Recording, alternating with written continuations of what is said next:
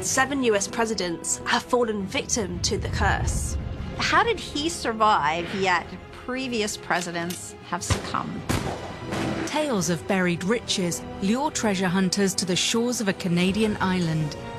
There's something just out of reach. The reality is that people have died. A condemned knight sparks a vengeful curse. Fire and brimstone have rained down from heaven. The curse is triggered by a series of events that starts on Friday the 13th.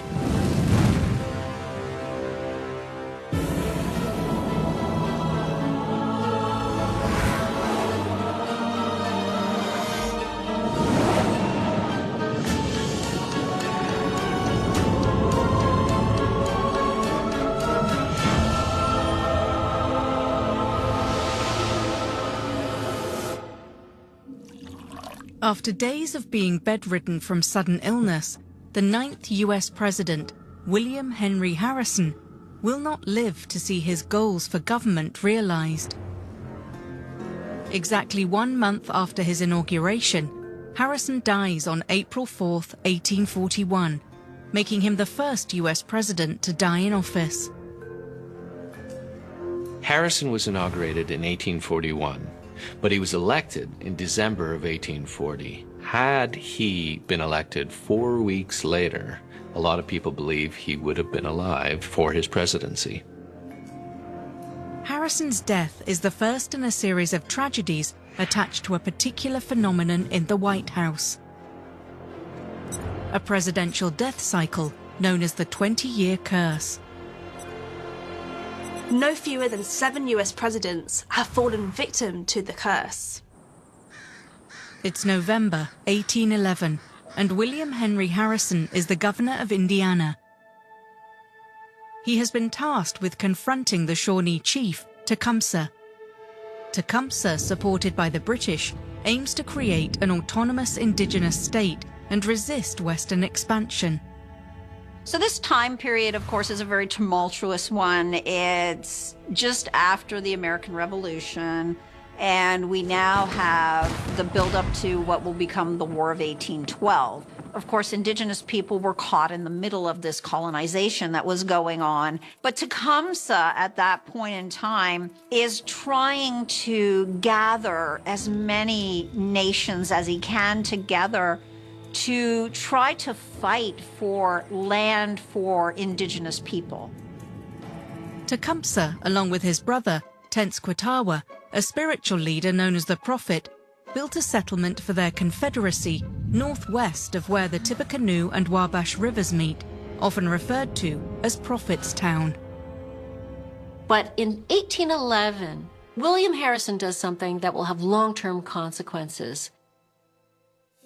Concerned about the growing power of the Confederation, Governor Harrison leads 1,000 troops to the Prophet's Town settlement in what became known as the Battle of Tippecanoe. Tippecanoe was a horrible moment in colonization where we have the Americans coming in and slaughtering pretty much all of Tecumseh's village. Harrison's men burned Prophet's Town to the ground, committing numerous atrocities in the process. Among the gravest offences, particularly in the eyes of the indigenous people, was the desecration of the local cemetery and the disturbance of those who were laid to rest. If we look at this from sort of a moral perspective, we're supposed to try to appreciate the fact that these are people's ancestors and this is a sacred space. It's a universal line that we don't cross. With the indigenous peoples pushed further west, the American settlers can freely move into the Ohio River Valley. The governor is hailed as an American hero. In October 1813, Chief Tecumseh's forces and the British face off against the United States. But tragically, at the battle, Chief Tecumseh is shot in the neck and he dies of his wounds. And this leads really to the dissolution of this alliance between the indigenous tribes and the British. But the battle does more than change the course of American history. It triggers a curse that plagues the presidency for over a century. Tenskwatawa learns about his brother's death on the battlefield. And in order to avenge that death, he casts a curse over William Harrison. According to legend, the prophet proclaims, "Harrison will die, I tell you, and after him, every great chief chosen every 20 years thereafter will die. And when each one dies, let everyone remember the death of my people."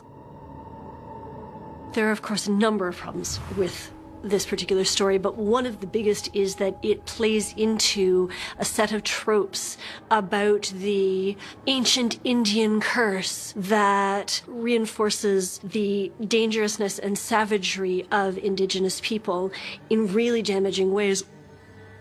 In 1840, Harrison runs for president alongside running mate John Tyler. He secures a win, referencing his battle victory with the campaign slogan, "Tippecanoe and Tyler too." On March the 4th, 1841, the 68-year-old Harrison stands in front of a podium in the pouring rain, delivering a nearly 2-hour-long inaugural address. And it's this which people believe caused his untimely death. Catching pneumonia in that time period was pretty much a death sentence when you were over the age of 30. Just 1 month after his inaugural speech, Harrison becomes the first president to die in office and holds the record for the shortest presidential term in history.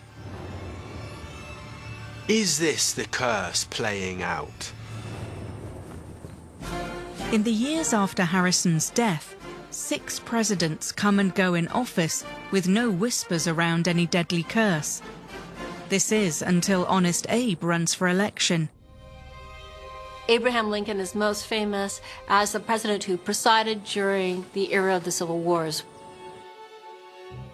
Abraham Lincoln is elected exactly 20 years after William Henry Harrison, becoming the first president since Harrison to face the ominous shadow of the so-called curse. Lincoln's campaign platform opposes slavery's expansion, so when he becomes the 16th President of the United States in 1860, the Southern states, who oppose the abolition of slavery, form the Confederacy and secede from the Union. In 1864, Lincoln is re-elected for a second term. But despite his popularity, there are some who see his strong stance on the Confederation as a threat that needs to be removed. On April 14, 1865, Lincoln and his wife attends the play My American Cousin at the Ford Theater in Washington, D.C. The play is a momentary escape from the Civil War that had gripped the nation for 4 years. Mary Todd Lincoln is, of course, beside Abe, but noticeably, Abe's bodyguards are missing. Having been to the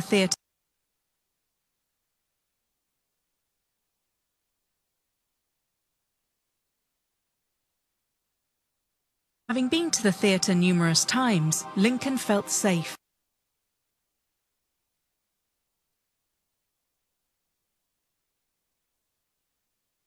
Having been to the theatre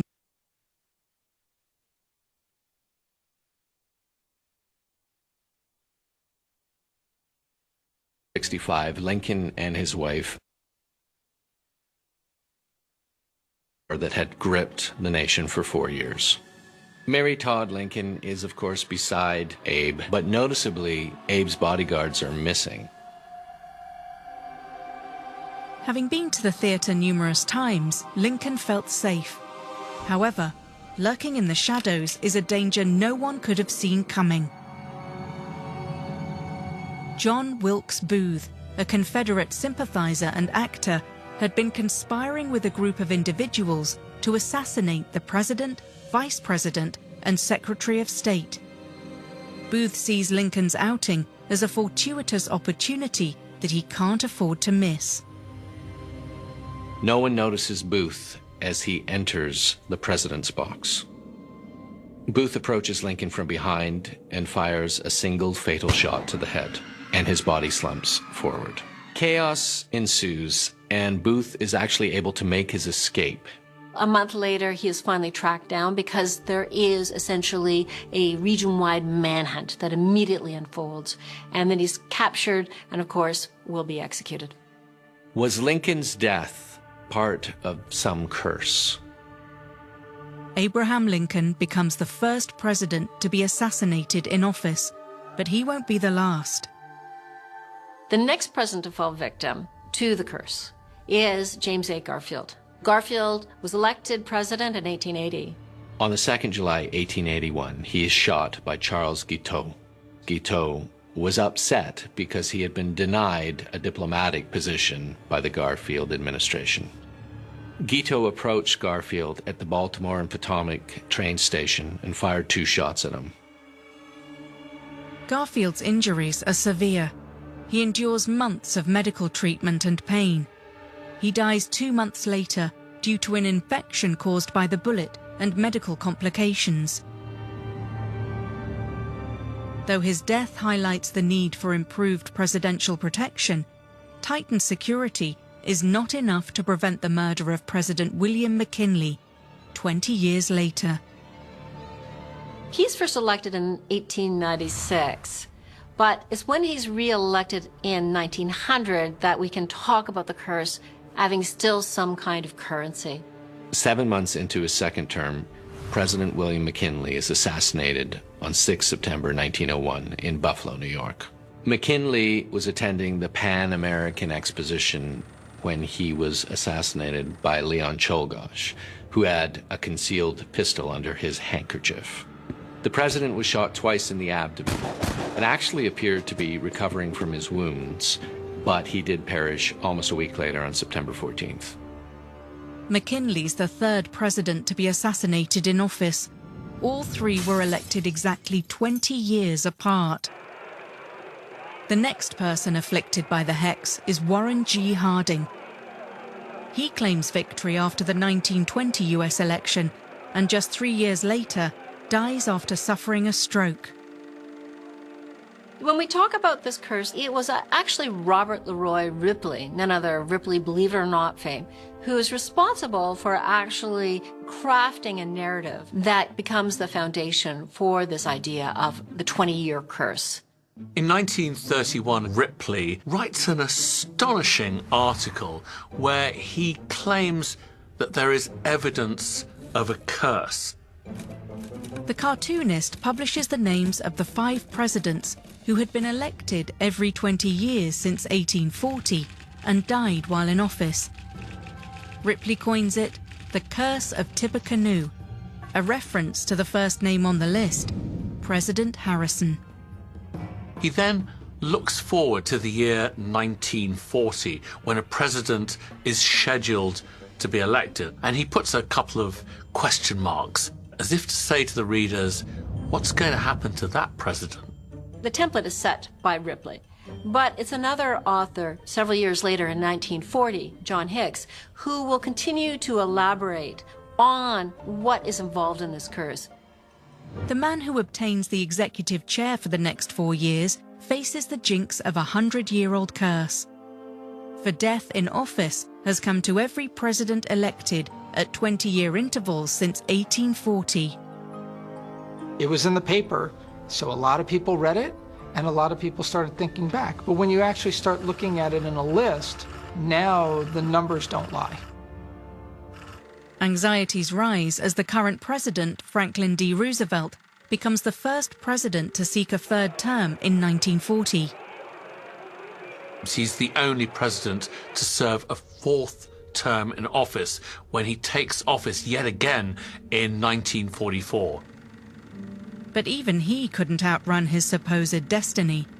Less than 3 months into his 4th term, he dies of a cerebral hemorrhage at the age of just 63.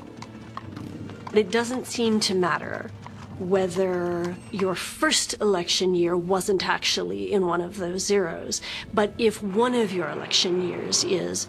What's happening is we're trying to make sense of a pattern. We're seeing patterns where patterns may or may not exist. By 1960, journalist Ed Korturba outright claims the next president of the United States will face an eerie curse that for more than a century has hung over every chief executive elected in the year ending with 0. The 1960 presidential election saw Democratic candidate John F. Kennedy face off against Republican candidate Richard Nixon. The results favored Kennedy by a little over 100,000 votes, a fairly close margin. Kennedy becomes the 35th president of the United States, and it was during his campaign for a second term that the curse seems to echo once more. November 22nd, 1963, it's a sunny afternoon in Dallas, Texas. Kennedy is gearing up for his election bid, and the crowd has gathered along the motorcade route to catch a glimpse of the very charismatic president. The President and the First Lady, Jacqueline Kennedy, are seated in the back of an open-top limousine as they slowly cruise down the road. Moments after the motorcade turns onto Elm Street, 3 shots ring out. Blood is spilled, and in the blink of an eye, the president falls. Lee Harvey Oswald had been planning the assassination for some time. He was positioned up on the 6th floor of a book depository along the motorcade route, and he successfully shot President Kennedy in the back and in the head. The world watches in disbelief as the last rites are administered to the president, who, by 1 p.m., has perished. As if manifested by the words on the page, the president elected in 1960 meets a tragic end. When JFK was assassinated with this gunshot that was heard around the world, you've taken a president that was well-loved, that everybody felt connected to. Nobody knew why he would be shot. It didn't make any sense. And so you've got not only the shock of it, but the grief from all the people who felt that connection. When questions around the curse are raised during the 1980 election campaign, President Jimmy Carter, seeking re-election, replies, "I'm not afraid. I would do the best I could till the last day I could." But the confident President Carter doesn't have a chance to follow through on his words after he loses to the charismatic Ronald Reagan. Ronald Reagan, who was a former Hollywood actor, really was the kind of can-do president of the 1980s. Just 16 months after the November 1980 presidential race, the curse strikes again. On March the 31st, 1981, everything changes, and the world is at a standstill when the unthinkable happens. Reagan was speaking at the Hilton Hotel in Washington. Unbeknown to the president and his security detail, a young 25-year-old and somewhat unstable man, John Hinckley Jr., was lurking in the crowd. As Reagan exits the hotel, waving to a crowd of adoring fans, Hinckley seizes the opportunity to take an open shot at the President of the United States. Hinckley was a disturbed character who claimed that he was carrying out this act in order to impress the actress Jodie Foster. One of the bullets that Hinckley fired hit the limo and ricocheted, damaging one of Reagan's ribs and puncturing his lung. The bullet comes within inches of his heart. Defying all odds, Reagan survives not only the shooting, but his entire time in office. How did he survive, yet previous presidents have succumbed to this curse? Astrologists who have studied this particular cycle of misfortune in the White House have tied the death of 8 presidents to an astrological event that occurs every 20 years. The conjunction of the planets Jupiter and Saturn. So if we go on this astrological journey, we have Jupiter represents Zeus. It's fiery. It's kind of connected to war and upheaval. And then if we look at Saturn, it's related to things like mortality and outcomes of human nature. How did Ronald Reagan actually swerve this curse?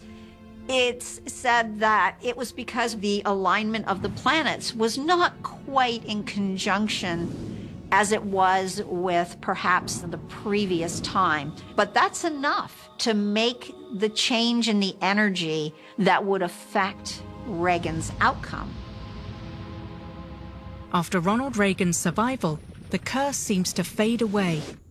The next president in line to be afflicted by the curse is President George W. Bush in 2000. Despite several assassination attempts, Bush manages to outlive his time in office. Did the curse run its course? Did Ronald Reagan break this curse? Has the presidential death cycle truly been broken? Or is this doomed cycle destined to repeat itself?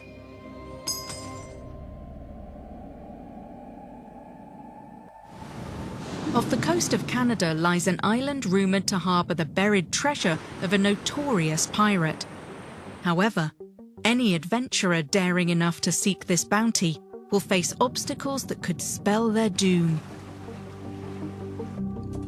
Sweat drips down the face of 16-year-old Daniel McGuinness and his two friends as they plunge their shovels into the ground for what feels like the millionth time. Fueled by adrenaline, they push through. They have convinced themselves that every foot deeper brings them one step closer to potential riches. Some 24 hours previously, Daniel McInnes is walking the island, and he comes across an oak tree and a depression in the land. And he finds evidence of a block and tackle pulley system that was once there. This is all a sign that something strange once happened on this ground. The question was, what? For hours, the boys continue to dig. They notice these pickaxe gorges on the side. Then they see these log layers and timber shelves. Could there be some fantastic treasure buried on this island? After 30 feet, the boys realise their mere shovels and spades won't be enough to reach whatever lies beneath. So although their search ends for now, the lure of this mystery and the potential for huge riches attracts more and more people. Over the next 2 centuries, the island becomes a hotspot for scientists, thrill seekers, and treasure hunters alike. The theories concerning what happened here, what was buried in the ground, were manifold. Some said it was pirates' treasure, that it was Shakespearean work, the Holy Grail, and still others that it was the Ark of the Covenant. Amidst the tales of great treasure on Oak Island were also stories of a curse. The island was believed to be protected by a supernatural force that ensured only harm and death awaited the adventurers bold enough to seek its secrets. That is, until the blood of 7 people have been shed in search of its treasure. Still to this day, there's questions concerning if there's treasure buried, what that treasure might be, and to whom owns that treasure. All the same, despite the questions, there's almost a magnetic dark force associated with this place. Oak Island is the subject of a number of legends and of pieces of folklore going back hundreds of years, from strange sightings of lights that sound like will-o'-the-wisp type of sightings, through to ghosts on the island. Oak Island is one of the over 3,000 islands in Canada's Nova Scotia peninsula.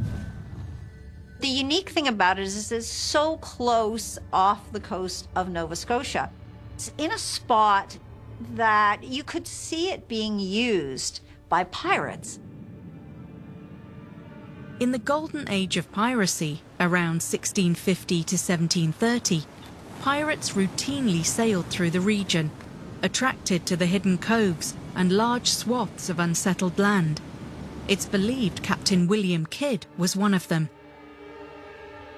William Kidd, best known as Captain Kidd, started life as what was called a privateer, or a legal pirate. In other words, a pirate who worked for governments to raid the shipping of enemy nations. Eventually, Kidd will come into trouble with the British Empire because he is involved in contraband trade. And so, under a threat, according to the story, he decides he has to go and hide his treasure. And he decides to conceal it on Oak Island. But Kidd was eventually captured, put on trial for piracy and murder, and hung in 1701.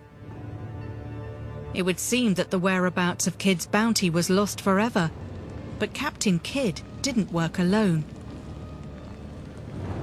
The only reason that we know anything about Captain Kidd's treasure is that one of his crew later confessed to the treasure being taken to various locations and buried, and one of those locations being Oak Island.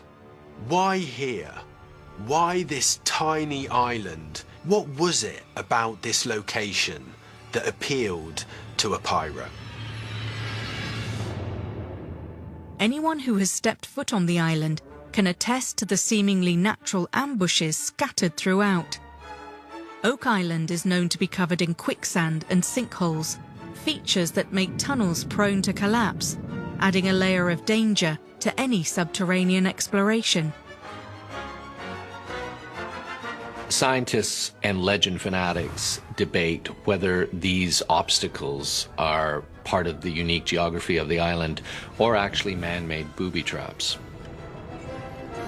After obsessing over his youthful adventure on Oak Island, Daniel McGuinness knows he has to return to the island to finish his search. In 1804, 9 years after his original dig, McGuinness gets his chance, this time with the backing of a syndicate of other treasure hunters. Daniel returns, this time with the Onslow Company, which is willing to invest in the exploration of this landscape in pursuit of the treasure. The team picks up right where the teenagers left off. The initial shaft that was discovered has been given the nickname Money Pit, partially for the supposed treasure at the bottom, but also for the money that has been poured into it through various expeditions over the years. Work carried out by the Onslow Company have revealed coconut fibres. Coconuts are not native to the Canadian coast or the island itself. So these coconuts were brought here at some point in time. But by who? According to legend, at 90 feet down, the men made an astonishing discovery. A giant slab of stone covered in mysterious writing. The markings on the stone are not immediately recognizable. The slab, known as the cipher stone, is examined by historians who struggle to trace its origins until one persistent researcher finally cracks the puzzle. Sadly, the cipher stone has gone missing since it was found, but there is a legend that the strange script on it said 40 feet below this level, £2 million lies buried. Why would anyone put it there if you didn't want the treasure discovered? The Onslow Company never gets the chance to answer that question for themselves. The next time they return to the site, the shaft they had excavated is flooded with seawater, all but 30 feet from the surface.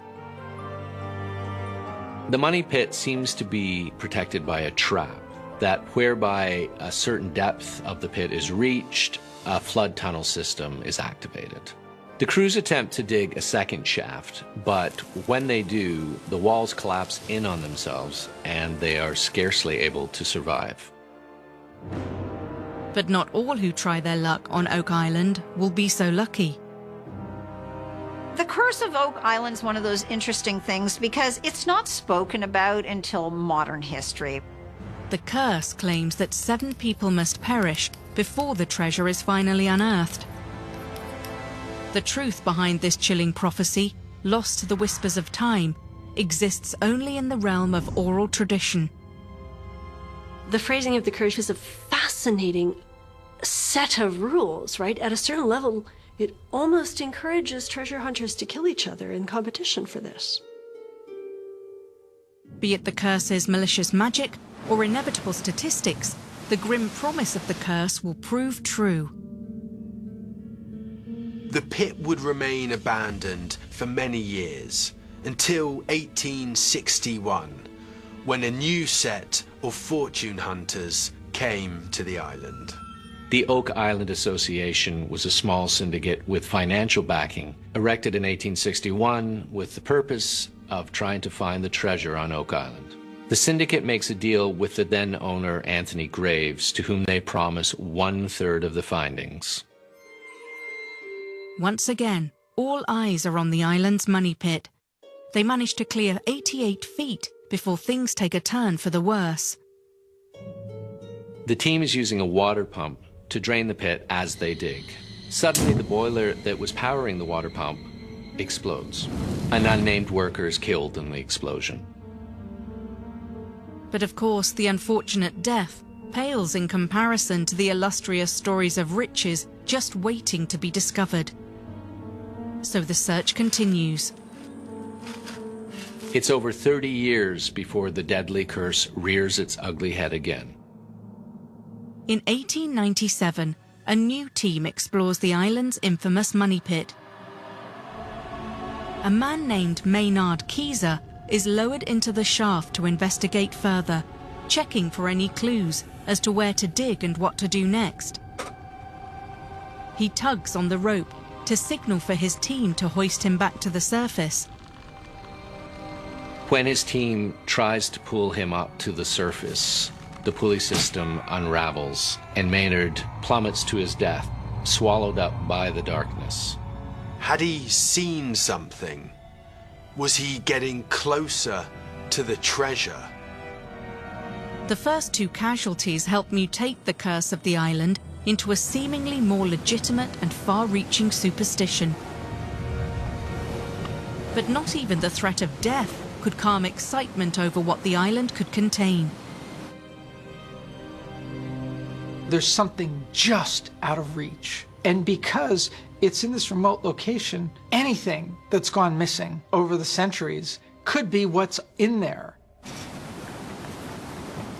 One popular theory centers on William Phipps, the man who famously discovered a fortune on board a Spanish shipwreck in 1887. As the story goes, the British funded an expedition for Phipps to return to the wreck to retrieve more riches. Because the bounty was so large, Phipps and his crew left a significant portion of the loot buried on Oak Island to be retrieved on a later trip. When they returned, they found the money pit impossible to re-excavate. So the British had basically booby-trapped and destroyed the possibility of excavation, because if they couldn't have the treasure, no one should.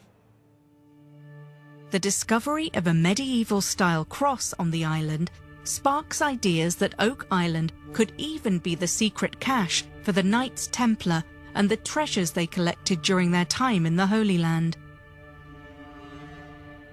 The Knights were fleeing persecution in Europe, and with the help of a Scottish noble family, the Sinclairs, they followed old Viking routes, reaching eventually the New World, where they deposited their treasure and possibly even settled. Another theory is that Francis Bacon, as leader of the Rosicrucians, brought that order's treasure to this place and buried it there. And in that Rosicrucian vault was also included the works of William Shakespeare. The allure of the unknown and stories of the island swell. Curiosity drives more and more people to the island shores. In 1959, Robert Restore and his family moved to the island. The family lived there for 5 years, and they hoped that being immersed in the island's culture would give them access to the treasures. One August day in 1965, as Robert Restall peers down into the money pit, something he's done 100 times since making his home on the island, a mysterious gas rises from the hole. And he starts to inhale it. This foreign substance actually makes him pass out, and by doing so, he falls into the shaft. His son, Robert Jr., witnesses the scene and races to help his father, only to fall victim to the same poisonous gas. Responding to the ruckus, 2 workers flock to the scene as if hypnotized. The men meet the same fate almost immediately. In the end, this mysterious gas claims the lives of 4 men. Where did this gas come from? Could it have been that the family accidentally dug into a shaft that had this natural tunnel systems with the gas built up inside? Or was this a part of an associated booby trap made by individuals to protect the loot? Just like that, the treasure hunter's death toll on Oak Island jumps from 2 to 6. Even centuries later, crews who have dedicated years to the exploration of the island using modern technology have been unsuccessful in locating the alleged treasure hiding deep within. The romance of impossible quests is partly associated with being willing to continue it no matter how crazy it seems, no matter how much you're giving up. The reality is that people have died here. Other people absolutely have given up incredible amounts of time, spent a lot of money, all for an idea that probably doesn't exist at all, but if it does, may not be worth nearly what they've already spent on it.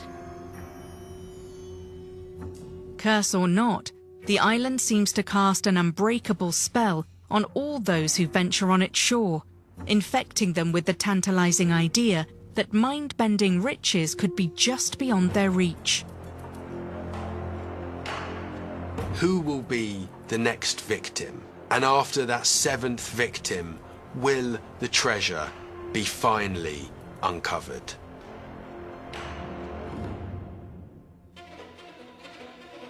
On the 18th of March, 1314, an elderly man named Jacques de Molay is dragged from his prison cell in Paris. His body is worn and withered from years of relentless torture, yet his expression remains resolute. He is ready to meet his fate. Jacques du Molay is sentenced to death by Philip IV. It will be a slow and painful execution. The king's men tie Molay to a stake, and on the king's signal, they light it on fire. This is no ordinary man. This is the Grand Master who leads a group of warrior monks known as the Knights Templar. With his dying breath, the man makes an ominous declaration. Those responsible for his downfall will die, and an entire dynasty will collapse thereafter. The alleged curse is triggered by a series of events that starts on Friday the 13th. In 1119, a French nobleman named Hugues de Payen recruits 8 knights to protect Christians making pilgrimages to the Holy Land, as the journey had become increasingly dangerous because of religious conflicts. The Knights Templar are a curious mix of monk and knight. They live by the monastic rules, so poverty, chastity and obedience, but in between times they're training to go into battle. The Knights Templar were formed in the 12th century, in the aftermath of the First Crusades, when tensions between Muslim and Christian factions were dangerously high.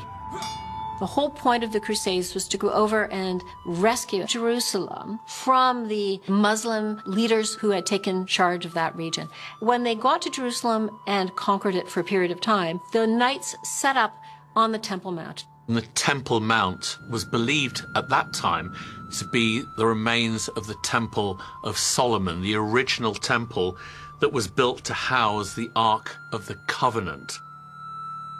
To reward the knights, In 1139, a papal decree titled Omne Datum Optimum declared that the Knights Templar could pass freely through lands, owe no taxes, and answer only to the Pope himself. Over the next 2 centuries, Christians donate their land and their money to support the order. The funds are not only seen as a way to aid the Knights and the Church, but also to ensure a place in heaven. One of the most striking features about the Knights Templar, and something that was commented on at the time, was how rich they became. One of their money-making activities was to operate as a kind of bank for crusaders. People going on crusade might otherwise have had to take their wealth across Europe at great risk to the Holy Land, instead of which you could go to any Templar preceptory around Europe. You could bank your money with them, and then you would get a kind of check. You could then withdraw the money wherever you were going. And of course, the Templars charged a fee for this service. When Muslim forces reclaimed Jerusalem in 1187, the Templars' primary focus shifts to managing money and land. They provide loans and support to European monarchs who are engaged in military conflicts and wars. The rapid wealth accumulation and influence leads to growing suspicions about the true power and influence behind the Templars. The history of the Knights Templar is intertwined with legends in lore, describing clandestine rituals, supernatural powers, and even links to a fraternal organization known as the Freemasons, established after they were forced out of Jerusalem. The claim is that as the Knights Templar were fleeing, they were harboured by stonemasons, and a kind of alliance formed between Templars and Masons.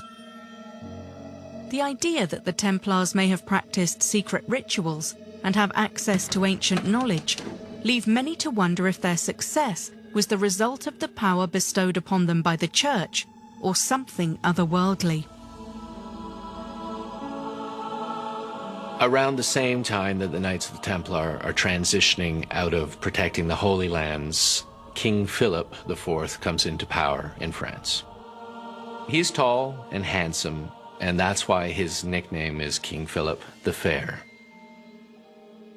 In 1301, the king finds himself in a personal feud with Pope Boniface VIII, after the king is prohibited from taxing the clergy.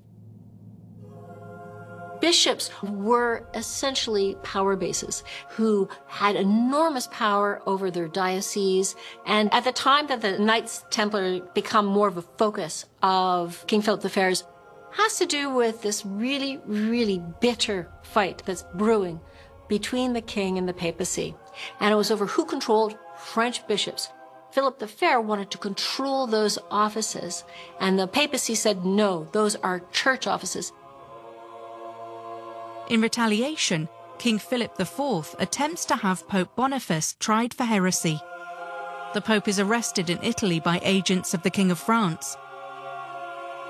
After 2 days, Boniface is freed, but the elderly man is shaken by the experience and dies a month later. King Philip IV had a close relationship with the Templars, not least because they were his bankers, and they had lent him an enormous amount of money to fund his wars. But King Philip IV has no intention of repaying his debt. With Pope Boniface now dead, he seizes an opportunity to install his own man at the head of the church, one he can control.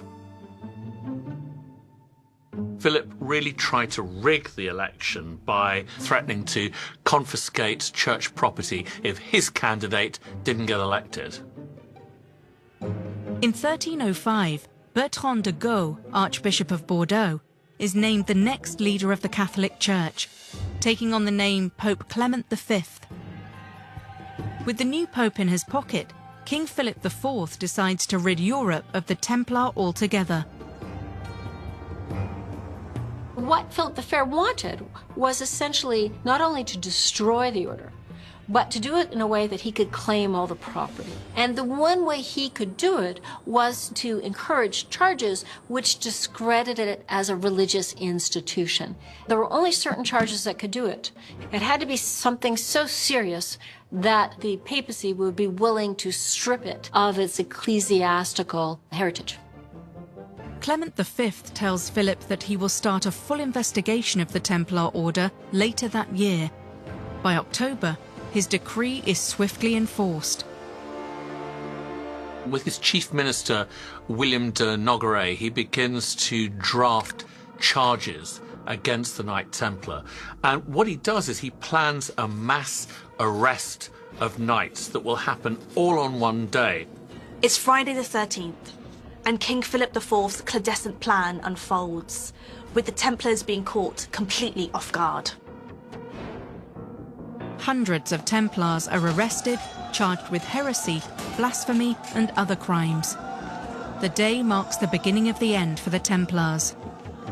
In preparation for the mass arrests, King Philip IV had been quietly assembling a dossier of false allegations against the order. Unfortunately for the Templars, the truth is of little interest when it comes to the king's smear campaign. Under medieval torture, even the most brave men will confess to pretty much anything. What's been found over time is that any confessions made under torture you can't trust. We are wired into pain to tell us what not to do. Their only way to control the pain is to tell the person what they want, because if they tell them something else, the torture continues. In 1312, under further pressure from the king and armed with the forced confessions of hundreds of men, Pope Clement V officially disbands the order. But as the mighty Templars crumble, some of its former leaders renounce their confessions.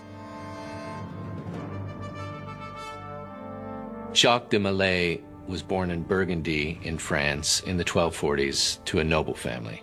De Molay was the 23rd Grand Master of the Templars, in other words, the highest ranking Templar, overseeing its activities. Perhaps surprisingly, de Molay is the godfather to Philip's son. Jacques de Molay was in his late 60s when he was imprisoned. He confessed to crimes of heresy under duress, but after 7 brutal years of torture, revokes his confession in front of the king. His defiance to the king provokes a harsher sentence. Molay and others are sentenced to be burnt at the stake.